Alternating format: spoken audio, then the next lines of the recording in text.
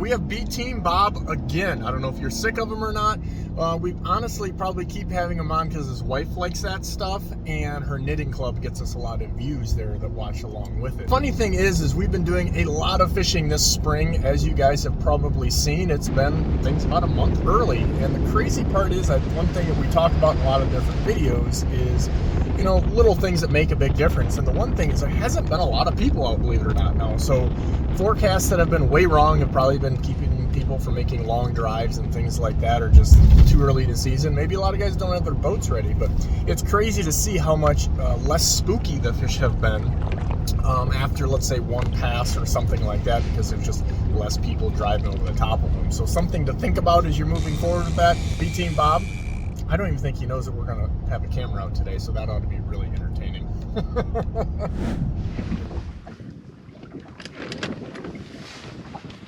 So Bob, you noticed a bite, and it was a good one. And I'm going to reel one in because I'm out of practice, so you can make fun of me if I lose this. But let's update everybody what's going on here a little bit. We have a deep husky jerk number 12 right now with a 2-ounce snap. And honestly, the biggest thing that's been going on here, see if you've been seeing the same thing, is we're looking for the shad. No shad, no good. Even though the shad are almost on the bottom because of temperature in most places, the walleyes are above them. So I don't know if they're crashing them or getting some strays, but if I don't see them shad going at high speed, I'm not even stopping. And you don't want to be like in the crazy thick of them. It seems like just being on the outskirts, and then you start seeing those marks a little higher, and that's what the deal is. So even though we're out here moving, we're kind of zigzagging around using the Minn Kota. Bob's gonna get this off today, I think, but yeah, he did a good job. That was pretty good for him. But these husky jerks, even though I traditionally don't use those a lot with weights, for whatever reason, they've been doing pretty darn good. We've been snap weighting some stick baits. Come on this side. Right over here. Bob shows everybody we have a fish on with that net. Thankfully, there's nobody here, thanks to our high-speed marking and knowing that we can fish these little tiny areas. But we have a double pop. So amazing. Oh yes, bring them back, show them what we're working with. New color on the husky jerk. New color on the husky jerk. A little fat female there. Call that one Betty, just barely hooked in the tail. The old number 12. When that water's a little cleaner, these huskies are definitely the go-to, especially when they're shad around for whatever reason. Plunk, plunk. Bob, I know you're just chomping at the bit there, so go ahead and take that. Just do it. I'm gonna reset this one while Bob, we let him reel something in. He's kind of like a little kid in a candy store. Some are gonna say it's because he doesn't reel in enough fish. Some are saying it's because he doesn't catch enough. But yet here we are. So what we got going on, we got middle board on now, so totally different kind of setup, but again, we got a snap weight. We're in pretty deep water. That's where these shad seem to be. I think it's the temperature break. Bob's gonna pop that. Maybe, yeah. He's very aggressive with the board releases. He's very aggressive. He's making me do it, even though that's all you do, folks. Right there, just like that. Boom! Snazzy. So realistically, one of the things we have learned, like certain days they're on husky jerks, certain days we've been doing that scatter wrap and then just mixed in a hodgepodge of other baits, but snap weighting them down has been pretty good. I've been running some deep divers high with no weights on the outsides and catching a few fish, but if we had to rely on those, it would be very ugly for sure. There's one of Bob's fans messaging us right now, but I mean, it felt like it was good. It pulled back like 15 feet, so, you know, it's marginal. Yeah. So Bob, if we had guide clients, we would tell them to do it different, but Bob has his way. He's very aggressive, taking the old weight off there, running some 2-ouncers right now. We have but one of the things we do is, so we're at a 2020. So we have coming. Bob's going to come all the way to the back, and you can see what that does. Maybe with that line angle, the way we got it here, is it really changes that fish not being able to go underneath the boat. That's a one-handed net job with a little camera action there.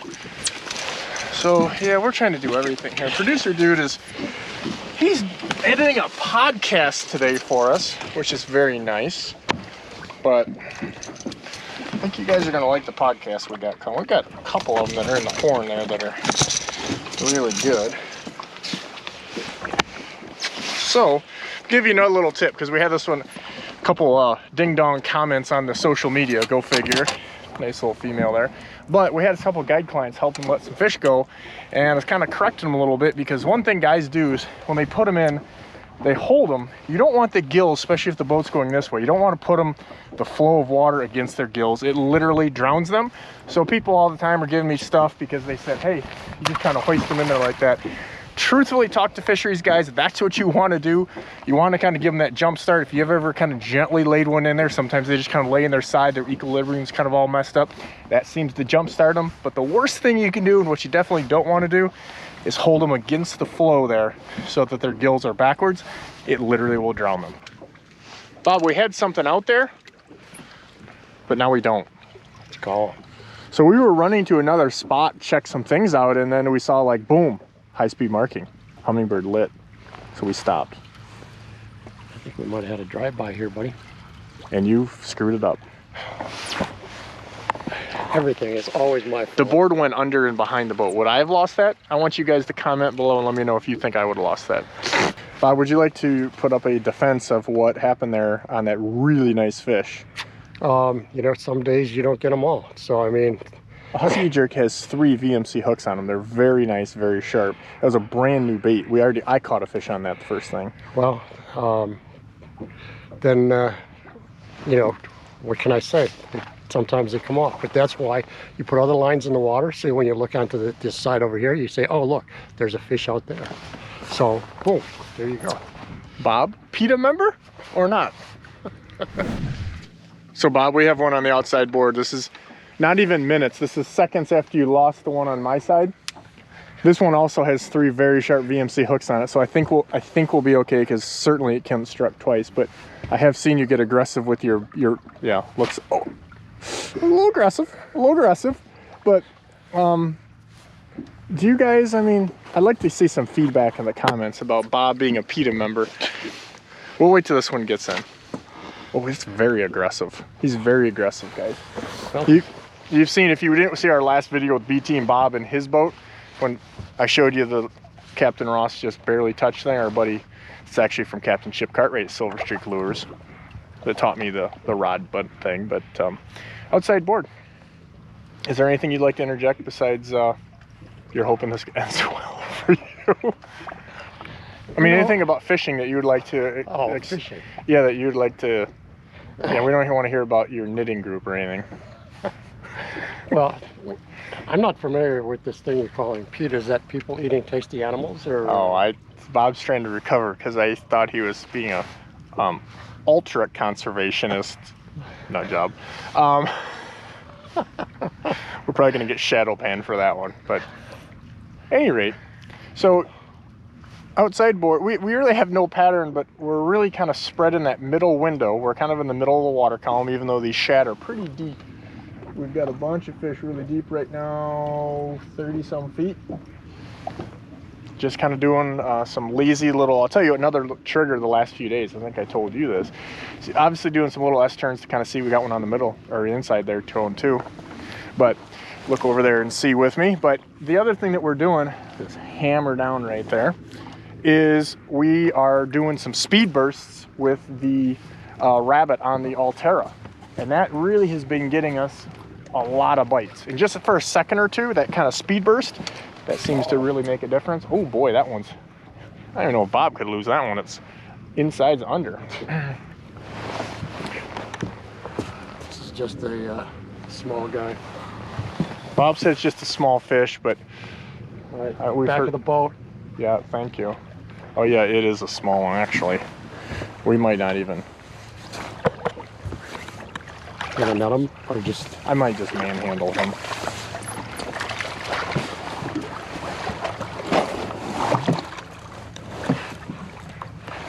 All right, Bob, we're gonna let you take that other one there. Inside boy husky again.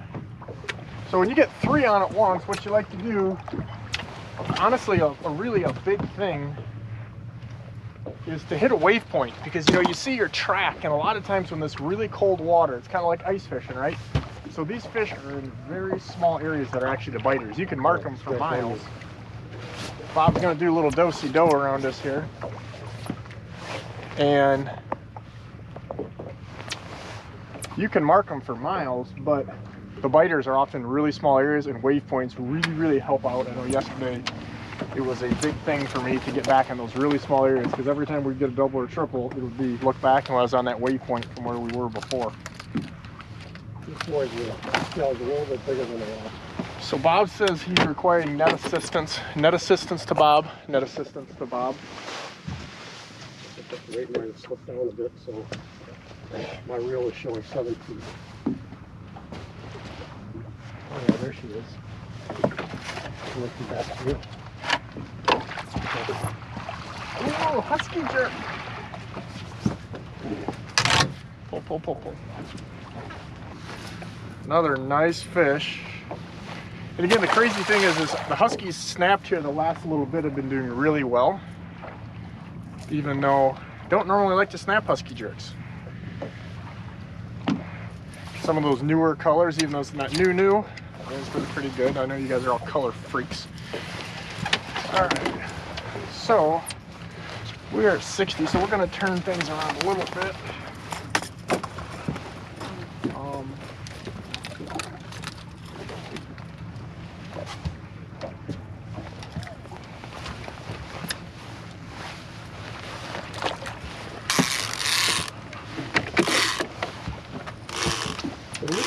That one out.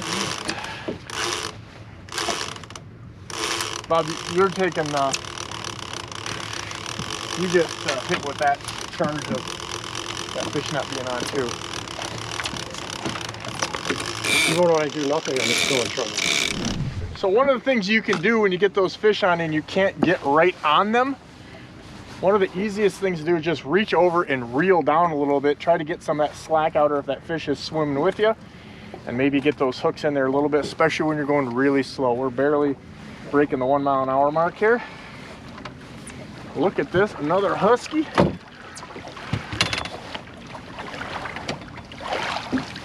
I mean, you can see when they're just whacking it like that on top of the head, they're just kind of come up and kissing it. We got all the hooks in them, but slashing them right on the head.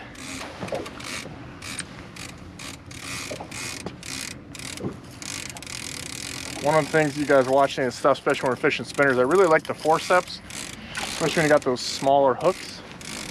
Keeps from tearing them up. It's like those husky jerks, fun fact, have a number 5 short shank VMC, very hard hook to find, and you don't want to have a different size because it'll throw that balance off, or tangle. Really both. Let me know if I'm supposed to be doing something or not doing something. Bob, just catch them fish. That's what you're good at. Now that's the bait we just caught them on. That was our outside, but now is our middle, because our leads are close enough that we basically just said, let's get the thing in the water, right? We had 3 on at one time with only 6 rods out, and we got Bob. So you guys know that's a little bit of a handicap, or maybe I'm the handicap, or maybe he's handicapped. I'm not sure. He does have those gloves on. Peek at those gloves. Those are not Sims, and I can tell. But at any rate, in all seriousness, you know, one of the things when you've got these going with some of the fish, you know, is making sure that you remember what the leads are, because you really got to, you know, you get a bunch of rods out there, start marking them, do something, because honest to God, right, Bob, if you don't know what is what, and you start getting, and you're dropping these, popping these boards, or even if you're just reeling them traditional style, you are going to have a huge problem with tangles up, and all of a sudden a good thing becomes a very bad thing. Is that fair? Especially if you're you've got lines that are not snap weighted, things change, and these fish will move around. I mean, you know, they just don't go right behind the boat. Yeah, I mean, except for the ones that you have personally trained. But I've trained a few, yes. But they're much bit larger than what you're capable of handling. So, but it makes a really big difference because people just don't understand that when you're going as slow as we are right now, this water's in the 30s, that we are going to not necessarily have these fish that are going right behind the boat on us. So it makes a big difference. So Bob, we have a trip on. Our inside's going. Oh no. Husky City. Husky City. So what we're gonna do last time we didn't do, we're gonna reach over. Oh boy, a little too much. Yeah. A little too much, but it's all right. Keep going, Bob. Just keep going. We got 4 on. We got 4 on. We have 4 on right now. Oh my God. People watch these videos, Bob, they go, you're nuts, number one, but you still get excited, and I do. After a million of these, do you seriously, like, when you see the boards going back, gives me a little excited. We have them on almost everything right now. You're not worried about any collisions here? 100% worried. It's going to be an absolute disaster, but it's going to be what it's going to be. This is what happens when you have too many fish on. It's another reason I really don't like tripping the boards, because even though I didn't try to trip that board, it tripped itself because it's probably a junior donkey. And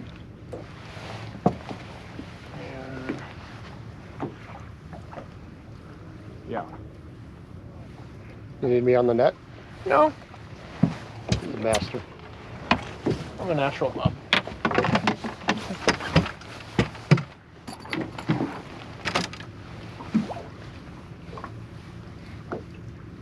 Oh yeah, nice chunky moose. Oh yeah.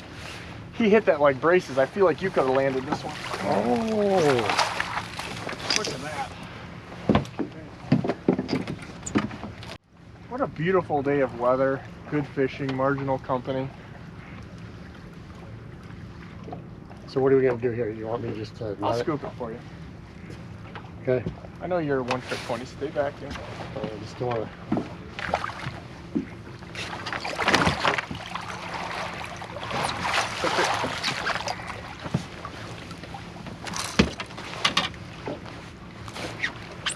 This one feels pretty good here.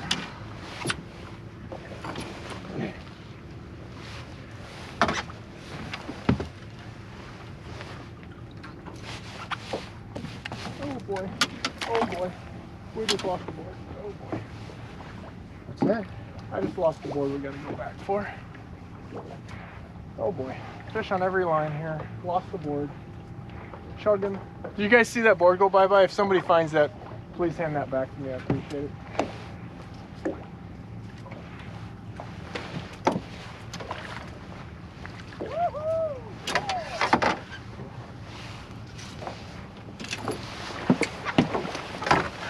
A little fatty with some eggies there. Okay, so eventually we're gonna have to go. You're gonna get on that other fish there. Oh, Yeah.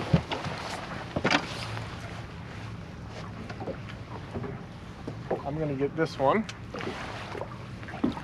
Man, these huskies. This year is probably the best I've done on the huskies with snappers. Normally that's not a thing, like a chicken wing. And I know you guys are all color freaks that watch that. That would be a pretty good one to get.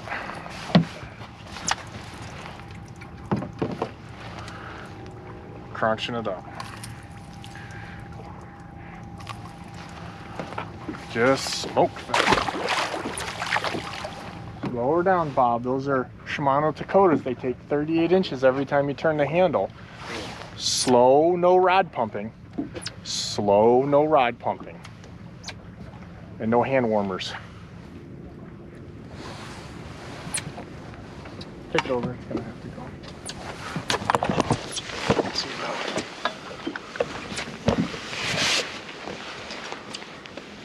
I'm going to do it right there. Take that rod right over the motor. Oh, the blue chrome action.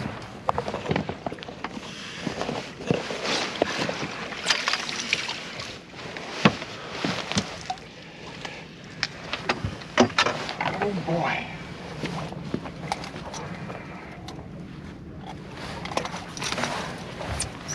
What a fatty. We're talking about the fish, not Bob, but Bob's a little chunky too. Man, just perfect. We should be ice fishing, but here we are.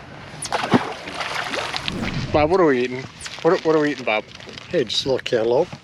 Bob, why do you always have these we had egg salad sandwich, which is old people's RS sandwich, but we have celery sticks. You're a very healthy eater, but we have cantaloupe with some apple slices. We went with the cantaloupes because we knew that it would not disturb you. You know, the apple crunching might be a consideration. It's disturbing to me, but not disturbing to the camera. Appreciate that, Bob. That's all there is to it, folks. You're not like fly fishing with a buggy whip, you know what I mean? Let her swing around.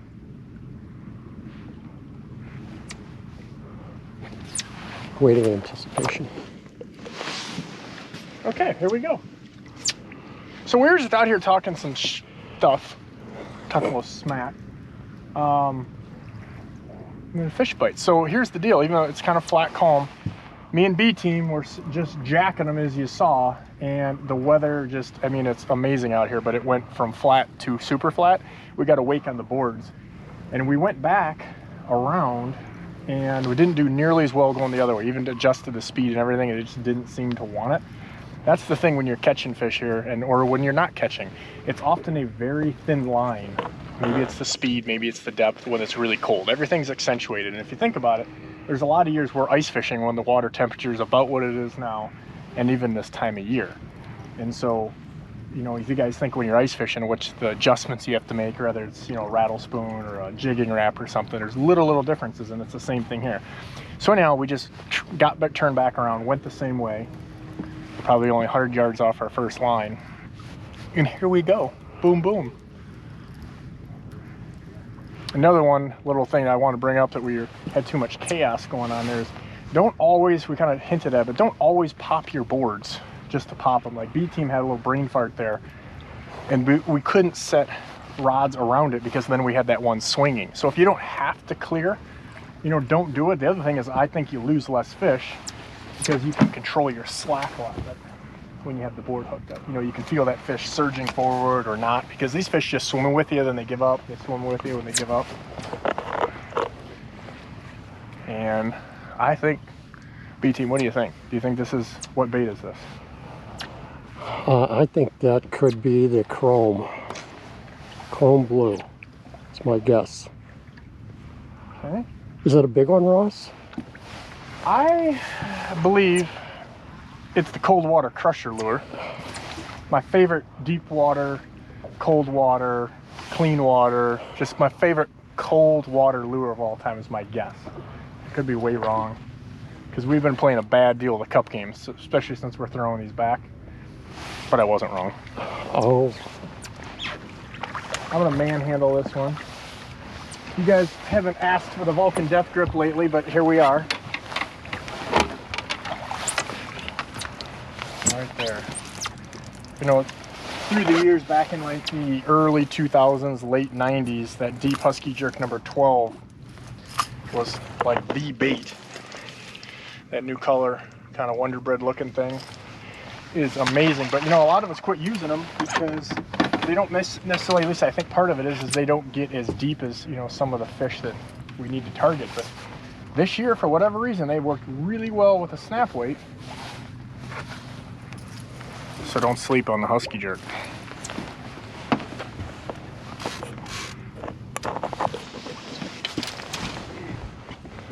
Bob, did you like to tell us, we're gonna go home now after this. We have 2 on. I just thought I'd let you know we're gonna. This is it, huh? Yeah. Last hurrah. I feel like last time, you know, I cut you off. I mean, I did, not gonna lie. But all I smell is egg salad sandwich. So give us something insightful for these people about catching fish so that they can, you know, make it rain.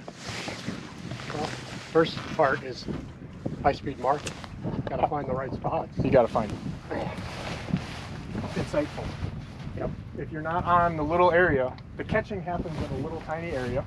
Yeah, and then you gotta, you know, when you find those areas, you gotta make sure you got a waypoint on them, and then go back and work those areas. because there's no point in just running all around washing lures. You know, there's going to be more areas to produce fish. So, Could you back up? Thanks, Bob. See, guide clients, it's not just you we yell at. I would And have. I'm like, what are you at? What are you at? What's the counter? Nobody knows.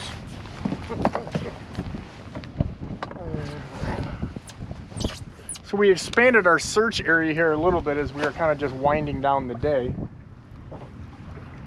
And you know, there's a handful of boats that kind of start working this general area here. And 30 feet. I'm telling you, it spooks them. It's crazy this year. We haven't had as much traffic early season. I'm not sure why, but happy. But when you do, I really do notice a difference in the bite kind of getting shut down a little bit.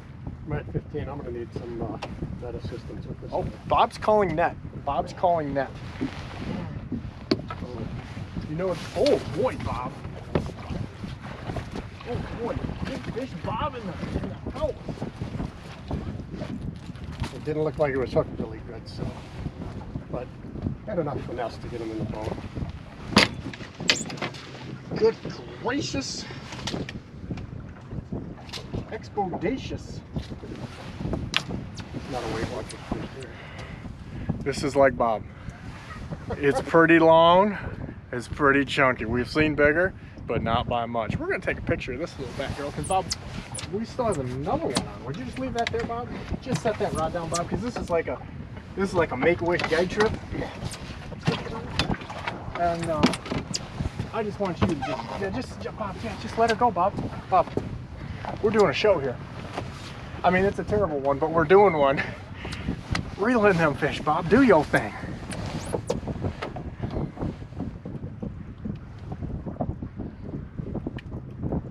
Relentless. Yeah, an absolute it's always just a disaster here, somewhat in a good way. I got a board here for you. Thank you. Thank you. No, thank you. Oh, Bob, it's so amazing that you get to spend some time with me. I feel like I'm the grandson you never had, but really always just desired. Nobody a grandson at this age. Well, you're a grandpa. I am. I mean, many times over. Yep, got 9 of them. 9? 9 grand. Oh my God, Bob. God, does anybody know what? Never mind. This is a non-clean show. Oh. 9 clean show. Could you drop your rod tip, Bob? It's like having a guide client. It's just, you know, we just don't make any money. Another chunky one. Looking on the bird, we're seeing some higher fish, and they're biting quite a bit good. We are done. B-Team Bob Day is over with. Caught some good fish, some big fish, some little fish, and everything between. Pulling some crankbaits, mostly snap weighted as you saw. We're gonna let this big old monster go. Let him go, let him grow. She'll kick around there, but like I was saying here earlier, don't put them the opposite way the boat's going. You don't want the water going against the gills. Drop them in like that. People asked me in some of the other comments just a little bit ago, what are you doing? You're letting dead fish go. Why do you got them in the live well? Give them a chance to recoup if you got a nice big live well like I do in my Ranger boat. That way we can let them go. Give them a little recoup time instead of sitting on their side. They're been fighting. They're worn out. They just did a race. They had to deal with B-Team Bob and Ross. That's a lot. That's for the next episode.